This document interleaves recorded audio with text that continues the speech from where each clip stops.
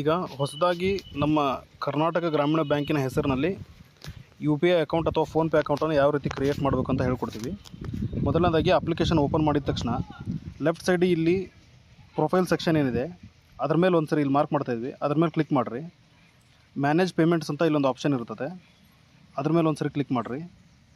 ಒಂಚೂರು ಕೆಳಗಡೆ ಡ್ರ್ಯಾಗ್ ಮಾಡಿದರೆ UPI ಬ್ಯಾಂಕ್ ಅಕೌಂಟ್ಸ್ ಅಂತ ಇಲ್ಲೊಂದು ಆಪ್ಷನ್ ಇರುತ್ತೆ, ಮಾರ್ಕ್ ಮಾಡ್ತಾಯಿದ್ವಿ, ಅದ್ರ ಮೇಲೆ ಕ್ಲಿಕ್ ಮಾಡಿರಿ.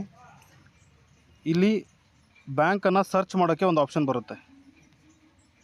ಒಂದು ವೇಳೆ ಇಲ್ಲಿ ಯಾವುದು ನಿಮ್ಮದು ಬೇರೆ ಬ್ಯಾಂಕಿನ ಅಕೌಂಟ್ ಇದ್ದರೆ ನೀವು ಇಲ್ಲಿ ತೋರಿಸಿದ ತಕ್ಷಣ ಇಲ್ಲಿ ಅಕೌಂಟ್ಸ್ ಯಾವ್ದಾರು ಇದ್ದರೆ ತೋರಿಸುತ್ತೆ.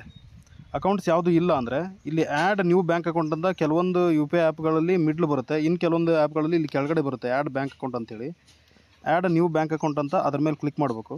ಕ್ಲಿಕ್ ಮಾಡಿದ ಮೇಲೆ ಇಲ್ಲಿ ಬ್ಯಾಂಕ್ ನೇಮ್ ಸರ್ಚ್ ಮಾಡೋಕ್ಕೆ ಒಂದು ಆಪ್ಷನ್ ಇರುತ್ತೆ, ಮಾರ್ಕ್ ಮಾಡ್ತಾಯಿದ್ವಿ. ಅದ್ರ ಮೇಲೆ ನೀವು ಕರ್ನಾಟಕ ಅಂತ ಟೈಪ್ ಮಾಡಿದ್ರೆ ಸಿಗುತ್ತೆ. ಕರ್ನಾಟಕ ಅಂತ ಹೊಡೆದ್ರೆ ಕೆಳಗಡೆ ನಮ್ಮದು ಕರ್ನಾಟಕ ವಿಕಾಸ ಗ್ರಾಮೀಣ ಬ್ಯಾಂಕ್ ಅಂತಿದೆ, ಮಾರ್ಕ್ ಮಾಡ್ತಿದ್ವಿ. ಇದನ್ನು ತೊಗೋಬೇಡ್ರಿ, ಯಾಕಂದರೆ ಈ ಹೆಸರಲ್ಲಿ ನೀವು ಲಿಂಕ್ ಮಾಡೋಕ್ಕೆ ಹೋದರೆ ಲಿಂಕ್ ಬರೋದಿಲ್ಲ. ಈಗ ನಮ್ಮ ಬ್ಯಾಂಕ್ ಹೆಸರು ಚೇಂಜ್ ಆಗಿರೋದ್ರಿಂದ ಕರ್ನಾಟಕ ಗ್ರಾಮೀಣ ಬ್ಯಾಂಕ್ ಅಂತ ಇಲ್ಲೇನು ಆಪ್ಷನ್ ಕಾಣ್ತಾ ಇದೆ ಥರ್ಡ್ ಒನ್, ಈಗ ಮಾರ್ಕ್ ಮಾಡ್ತಾಯಿದ್ದೀವಲ್ಲ ಇದ್ರ ಮೇಲೆ ನೀವು ಕ್ಲಿಕ್ ಮಾಡಬೇಕು. ಇದನ್ನೊಂದು ಸರಿ ಕ್ಲಿಕ್ ಮಾಡಿರಿ. ಕ್ಲಿಕ್ ಮಾಡಿದ ಮೇಲೆ ಅದು SMS ಕಳಿಸುತ್ತೆ, ಆಟೋಮೆಟಿಕ್ UPI ಇಂದ SMS ಕಳಿಸುತ್ತೆ.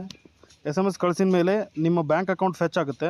ವಿಶೇಷ ಹಾಗೂ ಪ್ರತಿದಿನದ ಸ್ಥಳೀಯ ಸುದ್ದಿಗಳನ್ನು ವೀಕ್ಷಿಸಲು ನಿಮ್ಮ News27 ಹಾವೇರಿ ವಾಹಿನಿಯನ್ನು ತಪ್ಪದೇ ಸಬ್ಸ್ಕ್ರೈಬ್ ಮಾಡಿ, ಶೇರ್ ಮಾಡಿ, ಸಪೋರ್ಟ್ ಮಾಡಿ.